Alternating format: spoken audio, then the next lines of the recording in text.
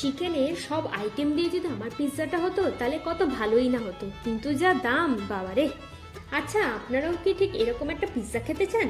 তাহলে আজকের এই রেসিপিটা আপনাদের জন্য। বাড়িতেই সহজে কীভাবে এই পিৎজা বানাবেন তার ভিডিও নিয়ে আমি চলে এসেছি। বাই দ্য ওয়ে, আমি আপনাদের Trisha and welcome to my channel Trisha sister ট্রিটে। আর আজকে আমি বানাচ্ছি মিট লাভার পিৎজা। তো চলুন শুরু করা যাক। মিট লাভার পিৎজা বানানোর জন্য প্রথমে আমি এখানে কয়েকটা সসেজ নিয়ে নিয়েছি।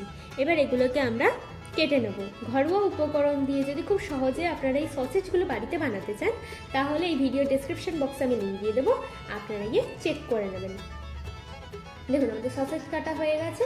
এবার প্যানের মধ্যে 1 চামচ বাটার নিয়ে নিচ্ছি, আর এবার সসেজগুলোকে আমি দিয়ে ভালো করে ভেজে নেব।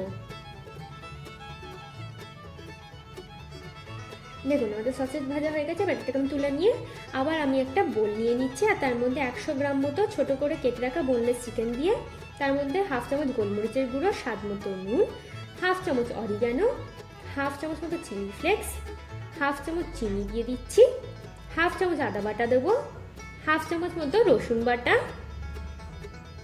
1 চামচ মতো সয়া সস দিয়ে দিচ্ছি, আর দেবো 1 চামচ মতো তেল। এবার এটাকে ভালো করে মিশিয়ে নিতে হবে আমাদের। এবার এটাকে মিশিয়ে নেওয়ার পর 1 ঘন্টার জন্য রেস্টে দেবো। এবার প্যানের মধ্যে 1 চামচ মতো তেল দিয়ে তেলটাকে ভালো করে আমরা গরম করে নেব।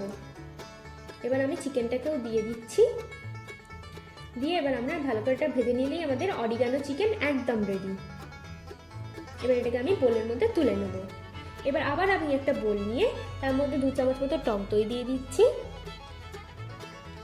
এবার দেবো 1/2 চামচ হলুদ গুঁড়ো, 1/2 চামচ কাশ্মীরি লঙ্কার গুঁড়ো, 1/2 চামচ ধনে গুঁড়ো, 1/2 চামচ জিরে গুঁড়ো, 1/2 চামচ গরম মশলার গুঁড়ো, 1/2 চামচ কসুরি মেথি, 1/2 চামচ ধনে পাতা, 1/2 চামচ আদা বাটা, 1/2 চামচ রসুন বাটা, আর 1 চামচ তেল দিয়ে এবার আমি এগুলোকে ভালো করে মিশিয়ে নিচ্ছি।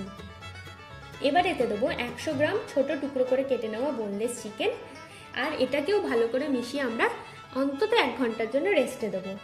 এবার প্যানের মধ্যে তেল দিয়ে সেটাকে ভালো করে গরম করে নিয়ে আমরা চিকেনগুলোকে দিয়ে ভালো করে ভেজে নেব। দেখুন চিকেন ভাজা হয়ে গেছে, এবার আমরা তুলে নেব। এবার একটা প্যান নিয়ে নিচ্ছি, আর তার মধ্যে 1 চামচ মতো বাটার ভালো করে ব্রাশ করে নিচ্ছি। এবার এর মধ্যে একটা পিৎজার ডো দিয়ে দিচ্ছি।